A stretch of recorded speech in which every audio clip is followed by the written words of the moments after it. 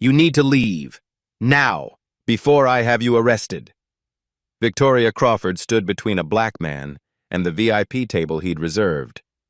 Midday sun blazed across the rooftop lounge. She didn't ask his name, didn't check his confirmation. She looked at his face and made her decision. Her husband Ashton laughed from his seat. "Buddy, I don't know who told you that you could sit here, but they lied." The man pulled out his phone. Reservation confirmed. Payment cleared. Table 22. The empty one right behind them, still marked reserved. Victoria crossed her arms. "That's not your table anymore. We don't serve your kind here." Conversation stopped. Forks hit plates. A woman gasped. Phones came out. Nobody moved to help. What Victoria didn't know, the man she just threatened was a federal agent, and everything she'd said was now evidence. Have you ever watched someone talk themselves into prison? This is that moment. 1 week earlier, Victoria Crawford stood in her penthouse, scrolling through reservation requests. She paused on a name. "Ashton, look at this." Her husband glanced over. A black family, parents and 2 teenagers. "VIP section request," Victoria said. Ashton shrugged. "Say it's fully booked." Victoria typed, "Unfortunately, VIP seating is reserved for members only." She hit send. "We're not running a community center, we're building a brand." This wasn't new. This was policy. For 3 years, Victoria and Ashton Crawford had operated 3 upscale establishments across Manhattan. On paper, they welcomed anyone with money. In practice, their anyone was selective. Hostesses were trained in code. "Check the reservation twice" meant stall. "Not our usual demographic" meant finding a reason to refuse. Dress codes were enforced selectively. Black guests in designer clothes. Sneakers violate policy. White guests in casual wear? Right this way. Reservations disappeared from the system, but only for certain names. Tables were double booked. Payments failed, despite successful charges. Nobody called it discrimination. They called it curation. The complaints started quietly. Social media posts, community forums. A black accountant turned away. An Asian couple told them their reservation didn't exist. A Latino businessman seated by the kitchen while white walk-ins got window tables. The pattern was obvious to those experiencing it, but patterns need proof. 7 months ago, 23 complaint forms landed on Special Agent Elijah Bennett's desk. FBI Civil Rights Division, Lower Manhattan Field Office. Same 3 establishments, same owners, same language in every rejection. Elijah read them carefully. He'd been with the Bureau 9 years. He recognized coded discrimination when he saw it. His supervising agent, Priya Patel, appeared at his desk. The Crawford complaints? 23 incidents in 18 months. Social media doesn't hold up in court. Elijah tapped his pen. "We need first-hand evidence, pattern or practice documentation. You volunteering?" "I've done undercover work before." Patel crossed her arms. "Not like this. You'd document your own discrimination." Elijah looked at the files. 23 people were ignored. How many others just absorbed it and stayed silent? "I'll do it." The plan was simple. Make legitimate reservations under his real name. No deception. Dress appropriately. Follow every rule. If treated differently than white guests, capture it on a body camera. Over 6 months, he visited 2 Crawford locations. At first, his confirmed reservation couldn't be found. He was seated at the worst table near the kitchen. A white couple without a reservation got a premium booth immediately. He recorded everything. At the second location, he was told ties were required. He returned in a full suit. The hostess said VIP was members only. Behind him, a white man in casual clothes walked straight into VIP. He recorded that too. But he needed more. He needed them to say it clearly, undeniably. So he booked their flagship rooftop location. Saturday noon, VIP section. Table 22. Confirmation email arrived. Payment processed. Reserved under Elijah Bennett. The night before, he reviewed his case file. 6 months of evidence, witness statements, financial records showing discriminatory membership patterns, internal emails Victoria sent to staff. Be selective. We're building a brand, not a community center. His phone buzzed. Agent Patel. Ready for tomorrow? Ready? Remember, don't argue. Document. Let them show you who they are.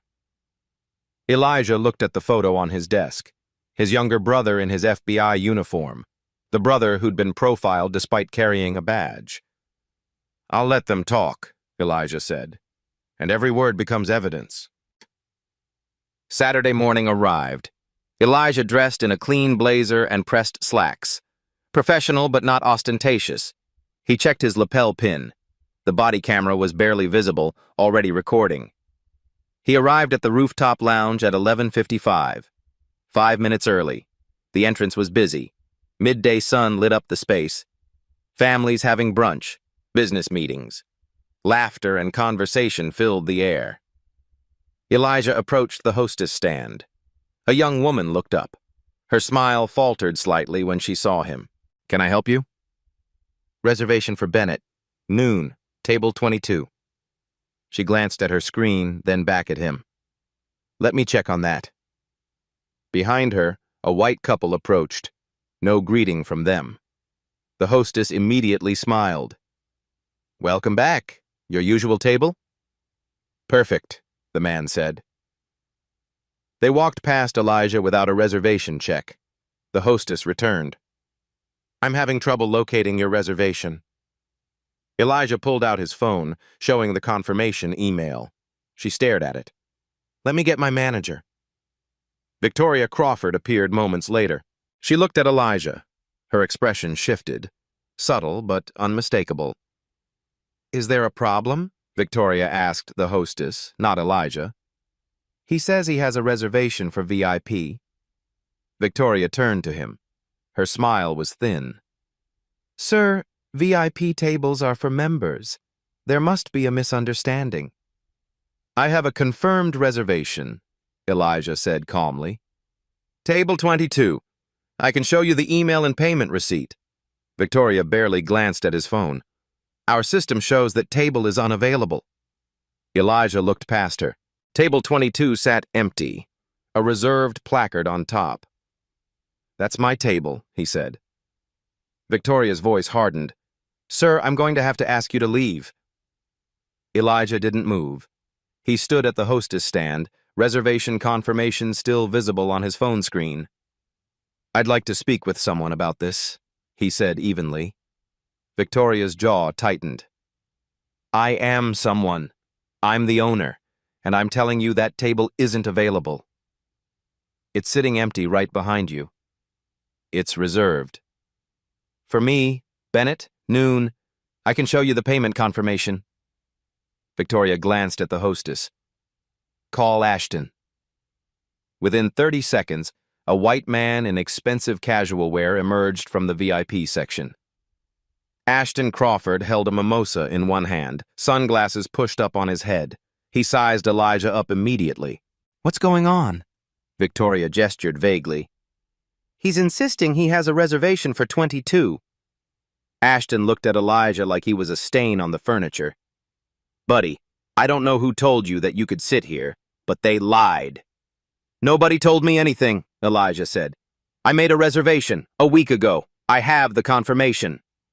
Ashton didn't look at the phone. Let me explain something. This section is curated. We have standards. I meet your standards. I have a reservation, and I paid for it. Standards aren't just about money. Ashton took a sip of his drink. It's about fit. You understand? Around them, other guests were starting to notice. Conversations dropped in volume. A woman at a nearby table nudged her companion and nodded toward the confrontation. Elijah kept his voice calm. Are you refusing to honor my reservation? I'm saying there's been a mistake, Victoria cut in. We'll refund you, but you need to leave. I don't want a refund. I want the table I reserved. Ashton stepped closer. Not threatening, but invasive, claiming space. Look, man, read the room.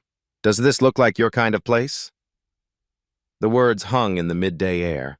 A young white woman at a corner table pulled out her phone. She started recording. Elijah looked around the VIP section. Every occupied table was white. The staff serving them, black, Latino, Asian. The guests being served, white. My kind of place, Elijah repeated quietly. Victoria sensed the attention growing. She forced a smile. Sir, we're trying to be accommodating.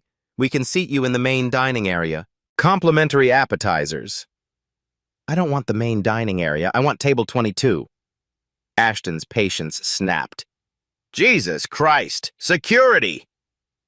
Two large men in dark suits appeared. One was white. One was black. Mid-30s, an uncomfortable expression already forming. Darnell, Ashton said to the black security guard. Escort this gentleman out. Darnell looked at Elijah. Something passed between them. Recognition. Shame. Complicity. Sir, Darnell said quietly, I'm going to have to ask you to leave. Elijah didn't look away from Victoria. I'm a paying customer with a confirmed reservation. Why am I being removed? You're trespassing, Victoria said. I'm not trespassing. I have a legal right to be here. This is a private establishment. We reserve the right to refuse service. Not based on race. That's federal law. The words dropped like a bomb. Victoria's face flushed. This has nothing to do with race. This is about... About what? Elijah asked. My reservation is valid. My payment was cleared. I'm dressed appropriately. So what exactly is the problem? Ashton laughed. It was sharp, defensive. You're making a scene. That's the problem. I'm standing here asking for the table I paid for. You're the ones making a scene. A white woman at an adjacent table, tipsy from bottomless mimosas, leaned over. Oh my God, just go somewhere else. You're ruining everyone's brunch. Her companion giggled. Another patron, white male in a business suit, muttered loudly enough to be heard. Seriously, dude, have some self-awareness. Nobody defended Elijah. The young woman kept recording. Everyone else watched. Victoria seized the moment. She turned to the growing audience, playing to them. Ladies and gentlemen, I apologize for the disruption. We're handling this. She turned back to Elijah. Her voice dropped, but not enough. The microphone in his lapel caught every word. You need to leave now before I have you arrested. For what crime? Trespassing. Disturbing the peace. I'm disturbing the peace by asking for the table I reserved? Ashton stepped in again. All right, enough. You want to know the truth? Fine. We don't want you here. You don't fit. You don't belong. This place isn't for people like you. People like me. Yeah. People who don't understand what we're building here. Victoria put a hand on Ashton's arm, but her words betrayed her. What my husband means is that our VIP section has a certain clientele, a certain standard. And I don't meet that standard. Frankly, no. Elijah looked at her for a long moment. Say that again. Clearly. Victoria crossed her arms, emboldened by the audience's silence. That's not your table anymore. We don't serve your kind here.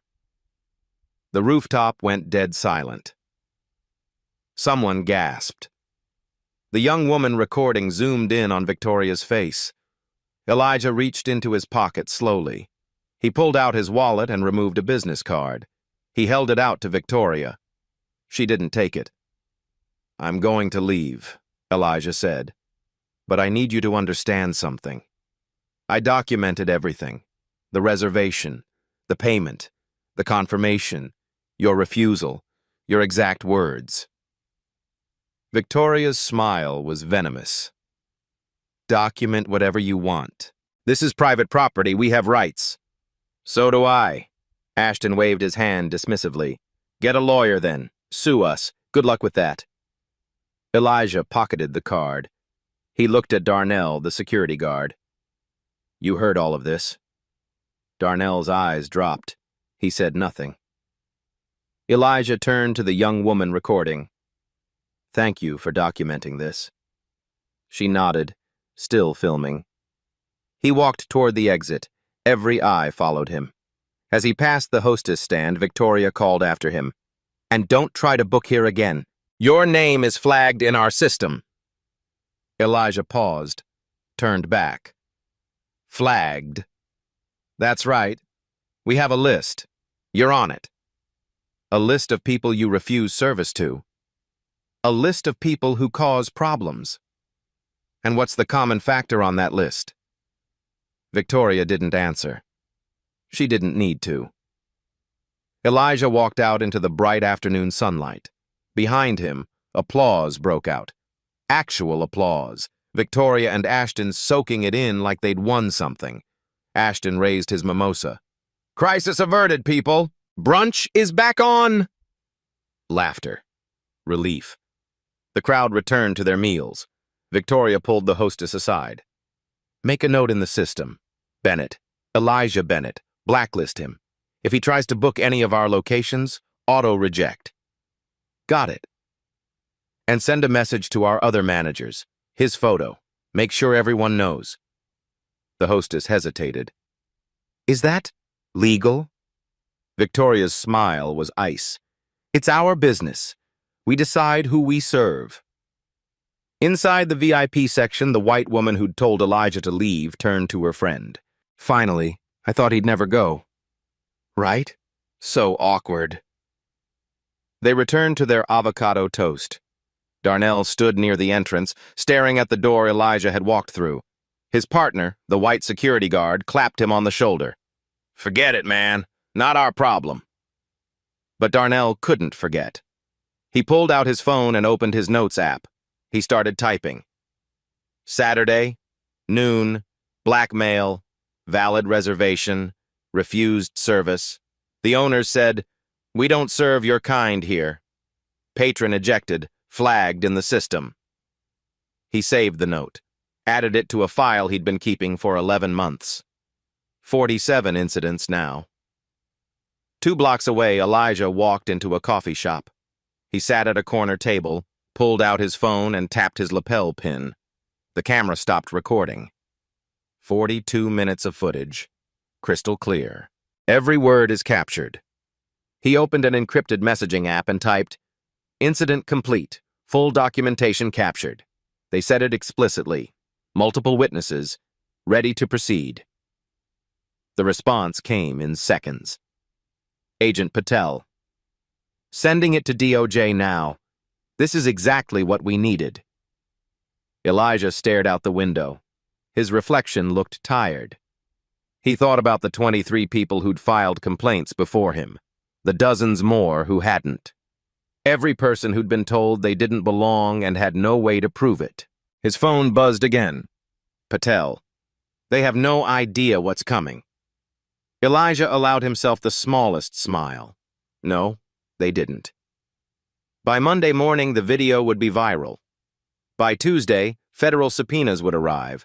By Wednesday, Victoria and Ashton Crawford would be sitting in an FBI interview room, realizing exactly who they'd humiliated. But for now, they were celebrating, toasting their victory, believing they'd protected their brand. They had 72 hours left before their world collapsed. Sunday morning. The video hit the internet at 7:32 a.m. The young woman who'd recorded the confrontation posted it with a simple caption, VIP racism at Crawford rooftop. Watch until the end. By 9 a.m., 50,000 views. By 11, 200,000. By noon, 1.4 million. The comments section exploded. Outrage, disbelief, anger, but also skeptics. There's got to be more to this story. Maybe he was causing problems before she started filming. Why didn't he just leave? Why make a scene?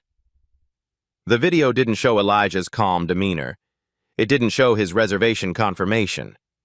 It started mid-confrontation, catching Victoria's words, "We don't serve your kind here." But without context, some people found ways to doubt. Victoria woke up to 300 missed calls. She grabbed her phone, scrolled through notifications, and felt her stomach drop. The video was everywhere. Twitter, Instagram, TikTok, local news sites picked it up. "Ashton! Ashton!" He stumbled out of the bedroom, hungover. "What?" She shoved the phone in his face. He watched 30 seconds and went pale. "Oh, shit. We need to handle this. Now." They called their lawyer first. Marcus Carter, corporate attorney, expensive retainer. "I'm seeing the video," Marcus said over speakerphone. "This is bad." "Can we sue her for defamation?" Victoria asked. "Sue who? The woman who filmed you saying you don't serve his kind?" "No, Victoria. You can't sue someone for posting your own words." Ashton paced. "It's out of context. She cut off the beginning." "Doesn't matter. What you said is clear. What you did is clear." "So, what do we do?" Marcus sighed. "Apologize. Immediately. Make it public. Offer sensitivity training. Donate to a civil rights organization. Do damage control before this gets worse." Victoria grabbed her laptop. She opened Instagram and started typing. "We deeply regret the misunderstanding that occurred at our establishment yesterday. We are committed to creating an inclusive environment for all guests. We will be implementing additional staff training to ensure this never happens again." She hit post. The response was immediate and brutal. "Misunderstanding? You literally said you don't serve his kind. This isn't an apology. This is PR garbage. Too late. Your business is done." By Sunday afternoon, sponsors started pulling out. A liquor brand that supplied their bars issued a statement. "We do not align with establishments that discriminate." A corporate event planner canceled 3 upcoming bookings. "Our company values don't align with yours." Reservation cancellations flooded in. Dozens. Then hundreds. Victoria tried calling regular customers. Most didn't answer. One did. "Victoria, I can't be associated with this. My firm represents diversity initiatives. If anyone sees me at your restaurant, it was a misunderstanding. It was on video." Click. Meanwhile, 200 miles away in Washington, D.C., the Department of Justice Civil Rights Division was already moving. Senior trial attorney Keisha Williams reviewed the file Agent Patel had sent over. 7 months of investigation, 23 complaints, financial records, internal communications, witness statements, and now, video evidence of the owner explicitly refusing service based on race. Keisha picked up her phone. "File it. Pattern or practice discrimination. Title II violation. We're going after all 3 locations."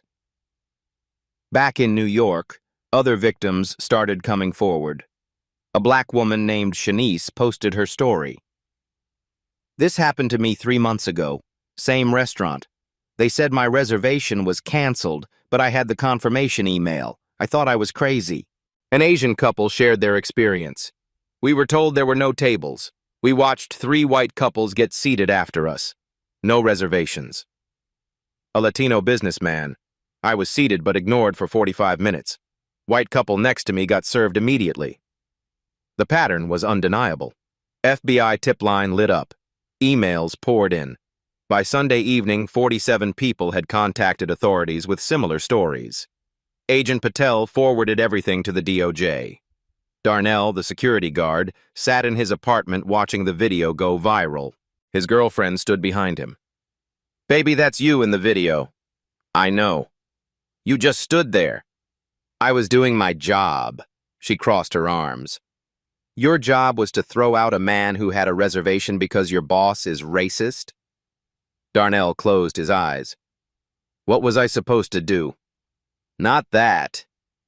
He thought about Elijah's face.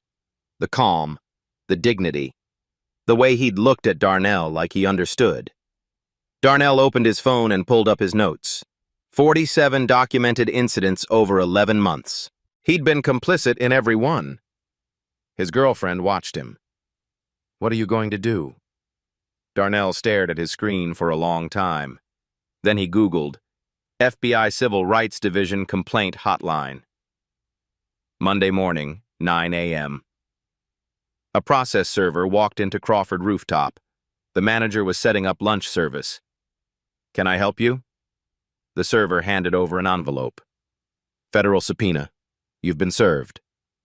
The manager opened it. Her hands started shaking. United States Department of Justice, Civil Rights Division, pattern or practice investigation. Request for all business records, internal communications, reservation logs, staff training materials, financial records, membership applications. She grabbed her phone and called Victoria. We just got served. Federal subpoena. The FBI wants everything. Victoria's voice cracked. The FBI? Over a viral video? It says civil rights investigation, pattern or practice discrimination. That's insane. We'll fight this. Victoria, they want 7 years of records. Silence on the line. Victoria? Get Marcus on the phone, now. The manager hung up and stared at the subpoena. At the bottom, a name. Supervisory Special Agent Priya Patel, FBI Civil Rights Division. This wasn't about a video anymore. This was federal. Across town, Elijah sat in the FBI conference room. Agent Patel slid a document across the table. The DOJ is filing the civil case Wednesday. We're recommending criminal referral to the state attorney general. How many plaintiffs so far? 47 and counting. 3 more calls this morning. Elijah looked at the paperwork. 7 months of work coming together. When do we bring them in for questioning? Patel smiled. Thursday, 10 a.m., Federal Building. They've been instructed to appear. Will they show? Their lawyer will make sure they do. He knows what happens if they don't. Elijah leaned back.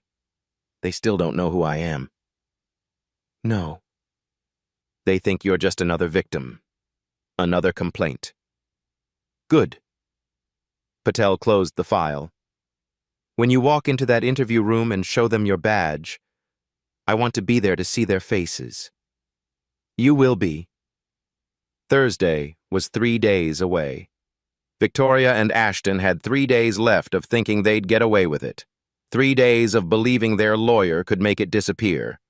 3 days of not knowing the man they humiliated had a badge, a case file, and 7 months of evidence. The clock was ticking. Thursday morning, 10 a.m., Victoria and Ashton Crawford walked through security at 26 Federal Plaza. Metal detectors, ID checks, phones surrendered. Victoria's hands trembled, placing her purse in the bin. This is intimidation, Ashton muttered. Their lawyer, Marcus Carter, kept his voice low. This is a federal investigation. Keep quiet and let me handle it. 8th floor, sterile hallway, windowless conference room, a table, 4 chairs, a camera in the corner. They sat. They waited. Victoria checked her watch. How long? The door opened. A South Asian woman in a dark suit entered, carrying a thick file. Good morning. Special Agent Priya Patel, FBI Civil Rights Division. She sat without waiting for acknowledgement. This is voluntary. You're not under arrest, but lying to a federal agent is a crime. Understood? Marcus nodded. Understood. Patel pulled out a document. September 21st. Your rooftop location. Tell me what happened. Victoria cleared her throat. A misunderstanding with a guest. It's been exaggerated. A misunderstanding. He was confrontational. We asked him to leave. Patel slid a photo across the table. Frame from the viral video. Victoria pointing, mouth open. Is this you? Yes. What are you saying here? Silence. Patel read from a transcript. Quote, We don't serve your kind here. Is that accurate? Victoria flushed. Out of context.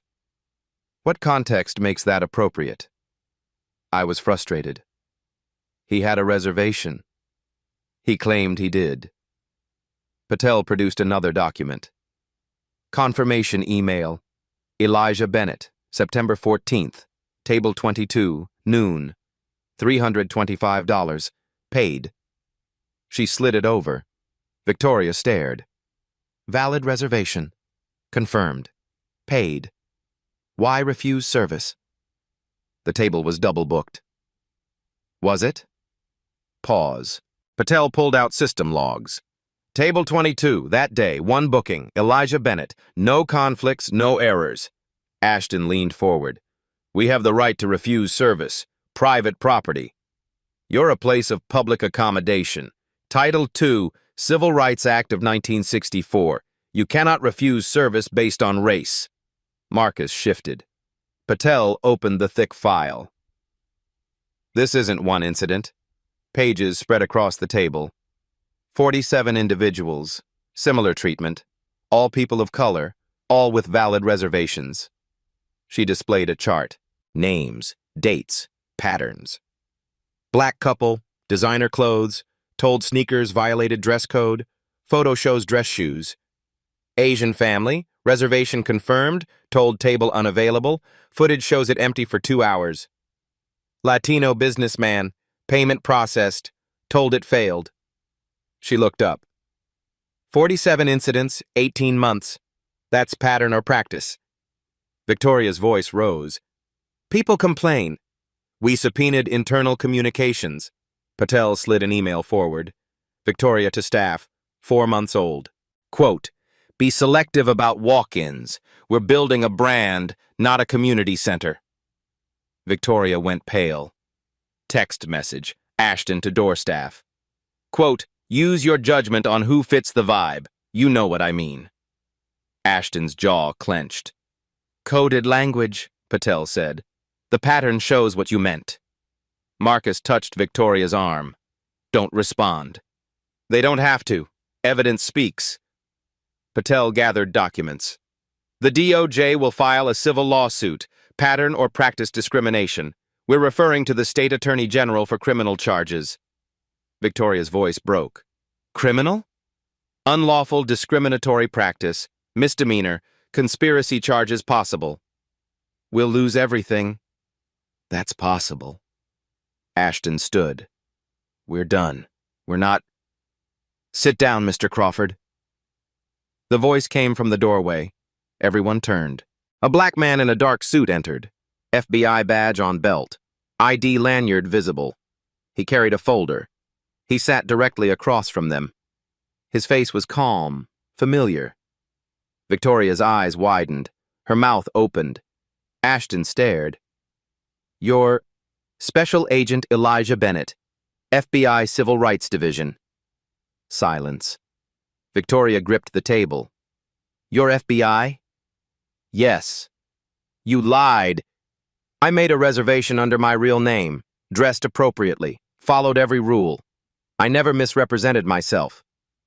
You let us think. I'll let you show who you are. Ashton's face reddened. This is entrapment! Entrapment requires inducement. I made a legal reservation. You chose to refuse service. You chose your words. Marcus closed his eyes. Elijah opened his folder.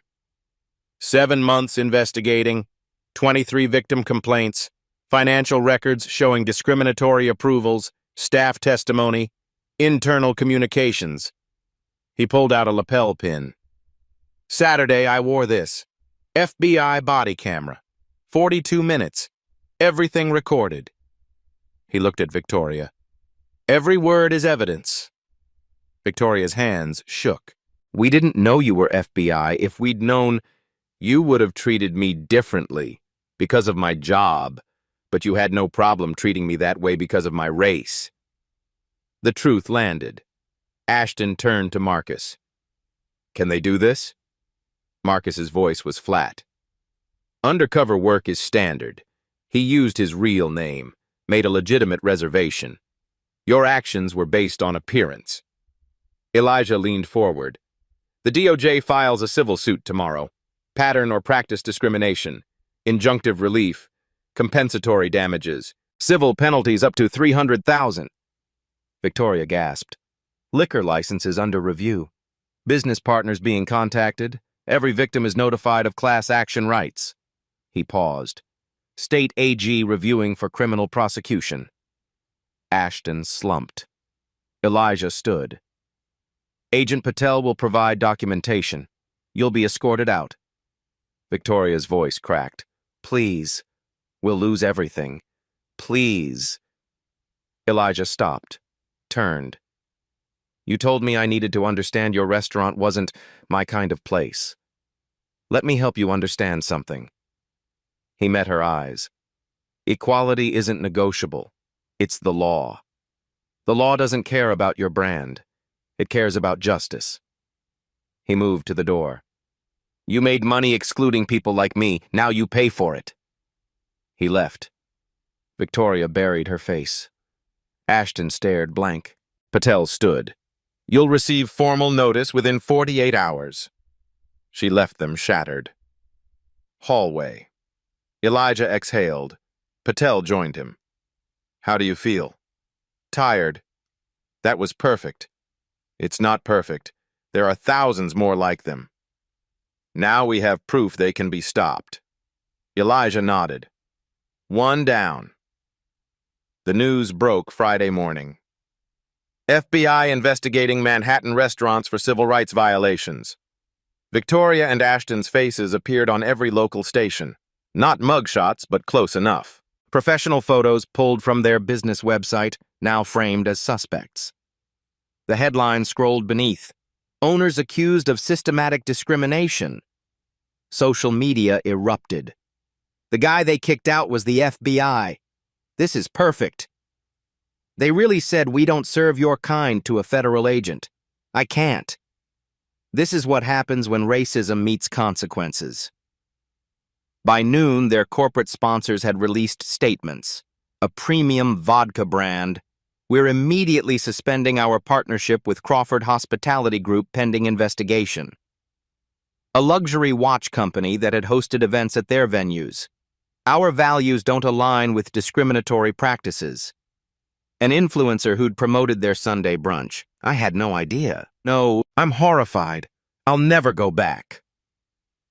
The reservation system crashed from cancellations. Saturday morning, their investors called an emergency meeting. Victoria and Ashton sat across from 3 venture capital partners in a midtown conference room. The same people who'd praised their discerning approach to clientele now looked at them like liabilities. The lead investor didn't waste time. You've exposed us to massive legal risk. We're divesting immediately. Ashton leaned forward. We didn't know he was FBI. How were we supposed to? You weren't supposed to discriminate at all. The investor slammed his hand on the table. That's the point. FBI or not, you refused service based on race. On camera. Victoria's voice trembled. We can fix this. Sensitivity training, public apology, donations. Too late. The damage is done. Our other portfolio companies won't associate with this. Another investor chimed in. Do you understand what pattern or practice means? It means systematic, institutional. This wasn't one bad day. This was your business model. They slid termination papers across the table. Sign. We want to go out. Victoria's hand shook as she signed. 3 years of investment. Gone. While their financial backing collapsed, the FBI was building its case. Monday morning, Agent Patel sat in a small interview room with the first employee witness, the hostess from the rooftop location. Young, white, visibly nervous. Thank you for coming in, Patel said. Am I in trouble? That depends on what you tell me, but cooperation helps. The hostess twisted her hands. They trained us. First week, Victoria sat us down and gave us guidelines. What kind of guidelines? Code phrases. Check the reservation twice meant stall, make them wait, make them uncomfortable enough to leave. What else? Not our usual clientele meant finding a reason to refuse them. Dress code, payment issues, anything. Patel took notes. Did she specify who these phrases applied to? The hostess nodded slowly. She never said it directly, But the training materials had example photos. Aspirational guests versus problematic guests. All the aspirational ones were white. All the problematic ones were not. Do you still have those materials? They made us delete them after training, but I took screenshots. She pulled out her phone. Patel looked at the images. Training slides. One side labeled brand aligned. White families, white couples, white business professionals. The other side labeled requires discretion. Black, Latino, Asian guests in similar attire. Can you send these to me? Yes. Did you ever refuse service based on these guidelines?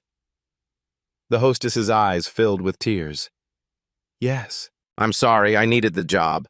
I thought if I didn't follow instructions, I'd get fired. How many times? I don't know, dozens, maybe more? Patel's expression remained neutral. Did other staff follow the same guidelines? Everyone. Hosts, servers, managers. It was policy. Thank you. We'll need a formal statement. Next interview, a bartender. Latino, mid-20s. They told me to prioritize white customers during rushes, he said. If I don't, my shifts get cut. Did anyone complain about this policy? One server did, black woman. She said it was racist. They fired her 2 weeks later for performance issues. Do you remember her name? He provided it. Patel added her to the witness list. Third interview, Darnell. The security guard who'd been ordered to remove Elijah.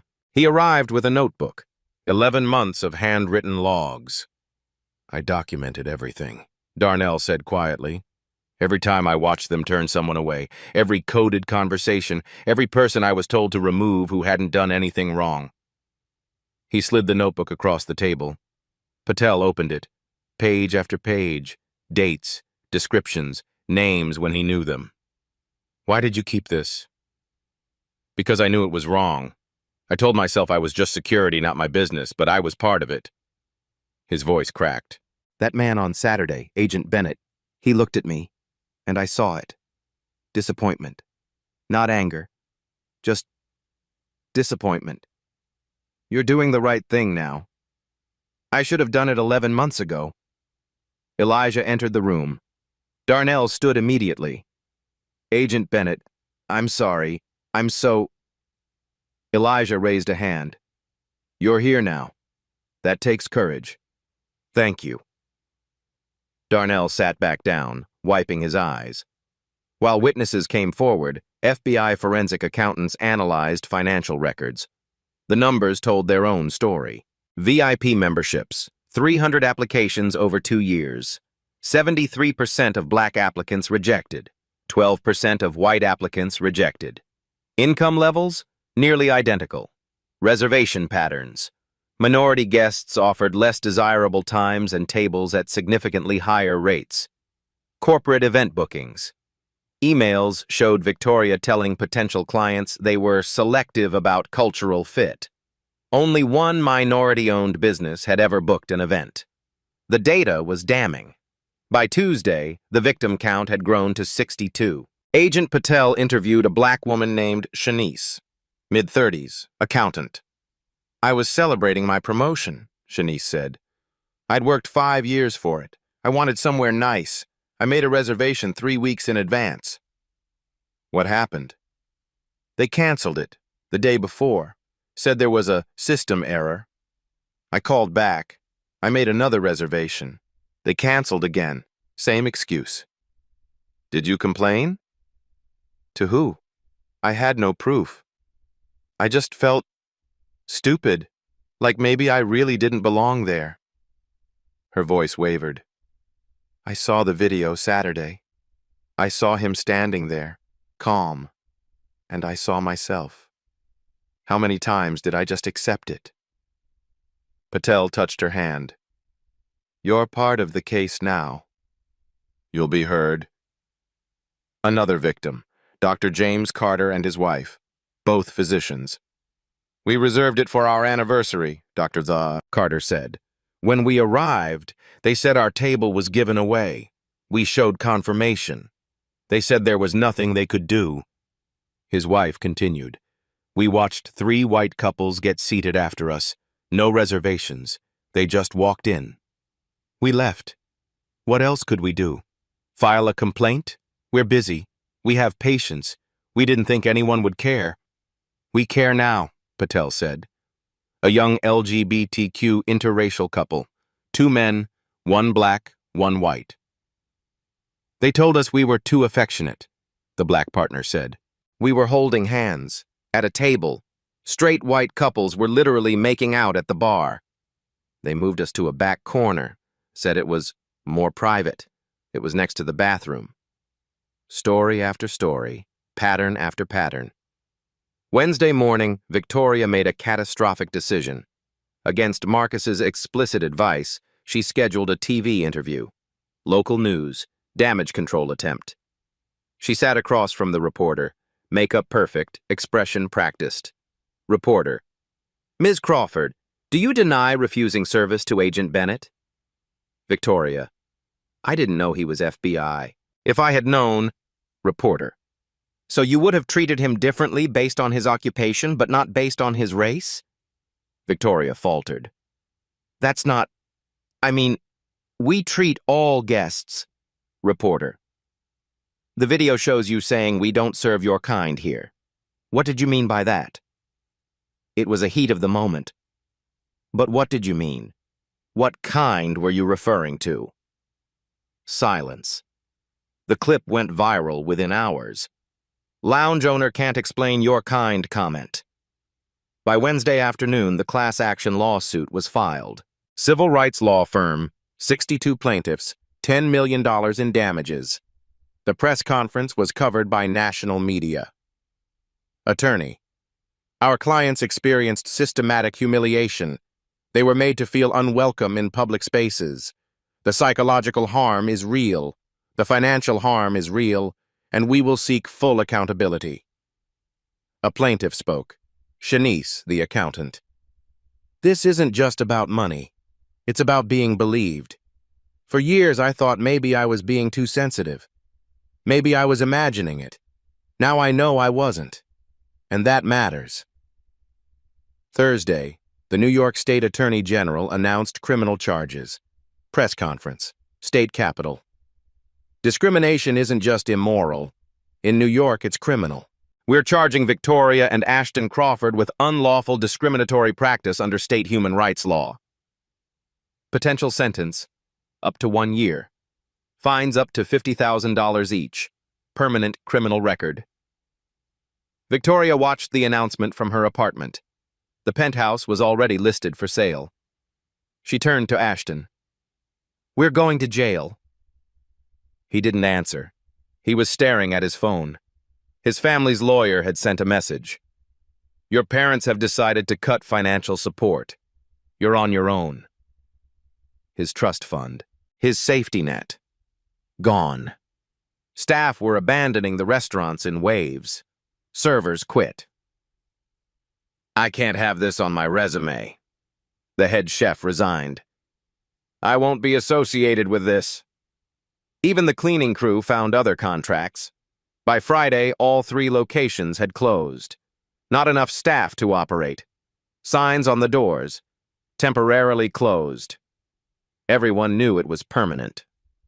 Elijah spent the week in depositions, documenting everything, building the case brick by brick. Friday evening, he sat in his apartment reviewing files. His brother called, also FBI, based in Philadelphia. Saw you on the news. Are you good? Tired. You should be proud. This is huge. Is it? Elijah stared at his notes. 7 months of investigation while they kept discriminating. How many people suffered while I was building a case? You can't save everyone immediately. Systems take time. Justice delayed is justice denied. But you got justice. That counts. Elijah nodded, though his brother couldn't see. Yeah, it counts. Saturday morning, mediation. Neutral location. Federal mediator.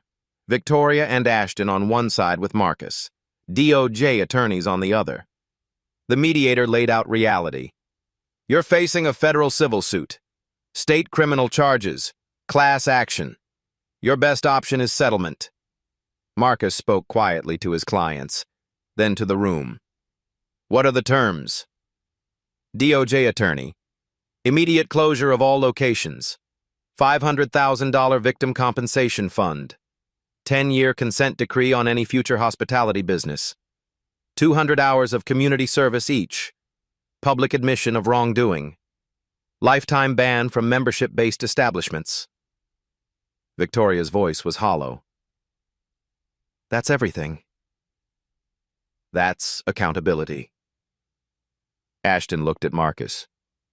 What if we fight? You'll lose. The evidence is overwhelming. And criminal charges stay active. Victoria signed first, then Ashton. Their empire ended with 2 signatures. Outside, Elijah stood with Agent Patel. It's over, she said. This case is over. The work isn't. One at a time. Monday morning, federal courthouse steps. Agent Patel stood at the podium beside Elijah. Cameras flashed. Reporters crowded forward. Victoria and Ashton Crawford have entered a settlement agreement admitting violations of the Civil Rights Act. Terms include immediate closure of all establishments, $500,000 compensation fund, and 10-year consent decree. A reporter called out, "What's a consent decree?" Any future hospitality business they operate faces federal civil rights audits, regular reviews. They'll never operate unchecked again. Inside, Victoria and Ashton read their mandatory statement. Victoria's voice was hollow.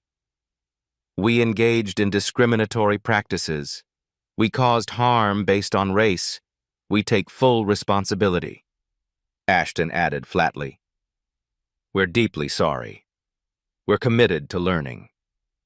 A reporter asked, Do you believe you're racist? Silence. Victoria's voice cracked. I have biases I didn't recognize. I need to confront them. Not redemption, just a beginning.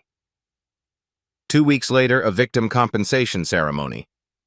Brooklyn Community Center. 62 people gathered. Shanice, the accountant, spoke. This isn't about money, it's about being believed. The system finally said what happened was wrong. Dr. Carter followed. We needed to be heard. We needed proof that we weren't imagining it. Relief, validation, justice. 1 month later, the rooftop building reopened. New ownership, new purpose, sign unveiled, Harlem Community Arts Center, all welcome. Opening day drew hundreds, families, artists, students, every race, every background. The councilwoman cut the ribbon. This space was excluded. Now it belongs. Inside, no VIP section existed. Same tables, same view. No velvet ropes. Everyone is equal. A young black girl asked her mother, Is this where it happened? Yes, baby. Where someone stood up for what's right. Can we come back? Anytime we want. That's the point. 3 months later, Ashton worked retail. High-end store, sales floor, not management. His community service, teaching workplace diversity training. I didn't think I was racist, he told business owners. I thought I was protecting a brand. I was wrong. Someone asked, Have you changed? He paused. I'm starting to understand what I didn't. That's not the same as fixed. Honest, at least. Victoria's path was harder. Therapy twice weekly, support group, court-ordered, but she attended. Her therapist asked, What do you understand now? Victoria stared at her hands. Exclusivity felt like success, but it was cruelty with expensive furniture. She volunteered at a civil rights organization, filing, data entry, unglamorous work. A black co-worker watched her carefully, eventually spoke. You hurt people. I know. Words aren't enough. I know that too. Then keep showing up. Victoria did. 6 months later, Elijah was promoted. Supervisory special agent, small FBI ceremony. Agent Patel pinned his new badge. "You've shown what integrity looks like." Elijah addressed the room. "This wasn't about one restaurant. It's about systems. Hundreds more establishments do the same. We have work to do." Darnell attended. He now worked for civil rights advocacy, training security professionals. "I was complicit," he told audiences. "I watched discrimination and called it my job. Here's how to recognize it, how to stop it." Shame became education. 1 year later, the criminal case concluded. State courtroom. Victoria and Ashton pleaded guilty to misdemeanor civil rights violations. The judge spoke before sentencing. "You excluded people based on race, made discrimination policy. This conviction follows you permanently, as it should." Sentence: probation, fines, permanent records. They'd never escape it. Outside, a reporter approached Elijah. "How does this feel?" "Justice isn't about feelings. It's accountability. They broke the law. They faced consequences. That's how it works." "What's next?" "More cases, more investigations, more work." That evening, Elijah visited the Arts Center. Off-duty, casual clothes, a young black girl recognized him. "You're the agent from the news?" He smiled. "I am.